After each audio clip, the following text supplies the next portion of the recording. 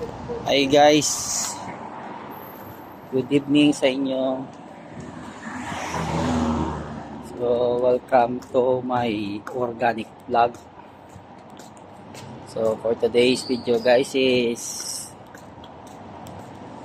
nagkukwento ako tungkol sa trabaho ko at ang nangyari kanina habang naglalakad tayo. So kanina guys sa trabaho ko, mayroong hindi medyo sabay natin hindi maganda nangyari. Dahil kanina habang dun ako sa trabaho ko guys, pumunta yung manager sa akin. Tapos ang tanong para sa kasama namin. Tapos ito naman ako is siyempre sinasabi ko lang naman yung tama. Tapos yun, sinabi ko yung mga tinanong sinagot ko naman pala yung mga tinanong niya sa akin. Tapos ang ending is ako pa yung may mali.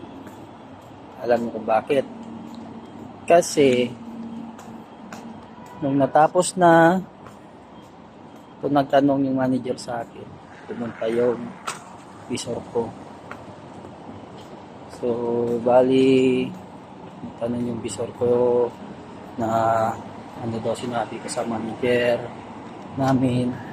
Sabi ko ganito, tatlo sila doon. Tapos ako tawag nito, nagbabalaan niya ako na babala sa akin daw na huling ko na daw yun, huling babala. Kasi daw kung ano mga nangyayari daw, hindi daw pwede na magsabi ako o ni sino man. Kasi daw is empleyado lang daw ako. So syempre gano'n na lang ako, sumabay na ako, nagsabi na lang ako sige oo. Ang dyan guys, ang mapupulot ng aral is huwag yung masyadong tapat. Minsan maging sinungaling ka rin.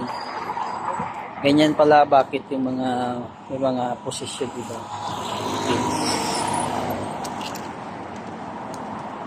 Hindi lahat tapat. Kaya dapat magsinungaling ka rin minsan.